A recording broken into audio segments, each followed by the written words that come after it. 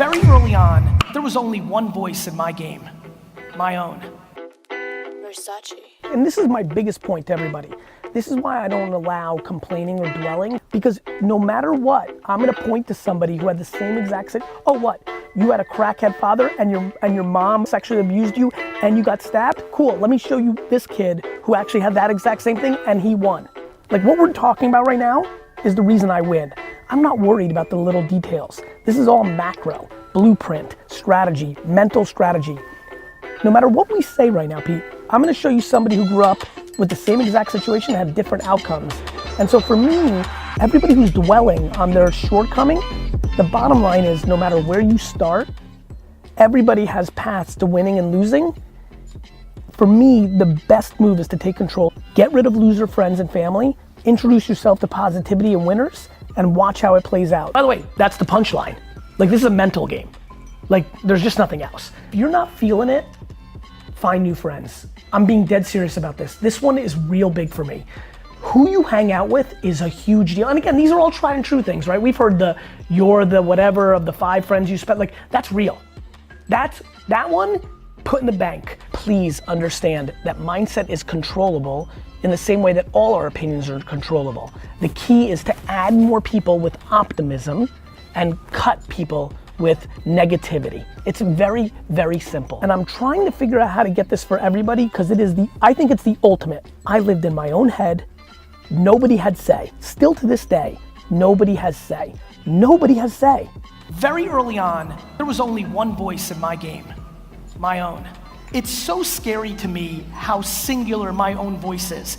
It doesn't mean that I don't listen to feedback. It doesn't mean that I'm delusional and I think I can get away with bad and it's all okay. It's very strange how I live life. It's way more extreme than you think.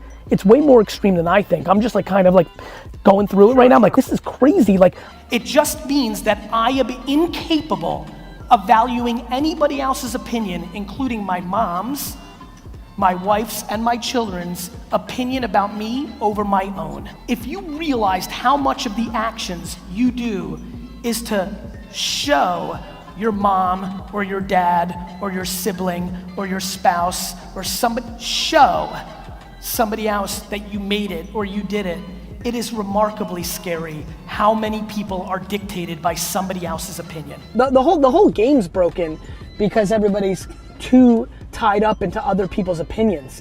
I only care about my opinion of myself. I think most people buy the car and the house for other people. Do some people love the leather of a car or the horsepower? Yes. Do some people like love having a home that has 9 rooms they never use? Sure. But you understand, when you're building something, you invest in the right things as soon as possible. The problem is most people don't get to that because when something starts getting successful, they're taking the money out. I've never met anybody who's been able to penetrate my mindset, and that includes my own parents. What's even crazier of where I'm at now, I feel like I'm this manifestation. I feel like they made me, but then I mutated into something else. I don't value anybody's opinion about me more than I have about my own self, and it's a very big deal.